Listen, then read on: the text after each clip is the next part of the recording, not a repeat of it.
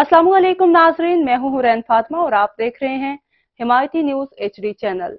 नजर डालते हैं आज की अहम खबर पर। सांगड़ ब्यूरो चीफ वकार भट्टी सांगड़ में कोविड-19 के मुश्किल दौर में जान की बाजी लगाने वाले डेली वेजेस पर काम करने वाले महकमा सेहत के सैकड़ों मुलाजमीन अपनी हकूक के लिए सड़कों पर आ गए।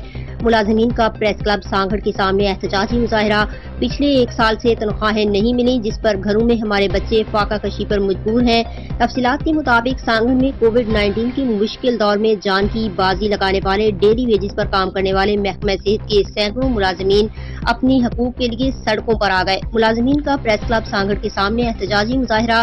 पिछले 1 साल से तनख्वाहें नहीं मिली, जिस पर घरों में हमारे बच्चे फाका कशी पर मजबूर हैं। मुलाजमीन सदर मोहम्मद अली खासकेली, जनरल सेक्रेटरी असद पनहूर, मेहताब अली निजामानी, फारूक खासकेली दीगर का मजीद कहना था कि कोविड-19 में हमें 600 रुपए रोजाना की बुनियाद पर रखा गया था और कोरोना में जिस मरीज को हाथ लगाना मुनासिब नहीं समझा जाता था, हमने अपनी जान की परवाह किए बगैर आगे बढ़कर इन मरीजों की खिदमत की। लेकिन पिछले 1 साल से हमें तनख्वाहें जारी नहीं की गयी, जिसकी वजह से हम फाका कशी पर मजबूर हैं। उन्होंने हुकूमत सिंध से मुतालबा किया है कि हमें रेगुलर किया जाए और तनख्वाहें जारी की जाएं ताकि हम भी अपने बच्चों के हमरा ईद मना सकें। मजीद खबरों और अपडेट से बाखबर रहने के लिए देखते रहें हिमायती न्यूज HD चैनल।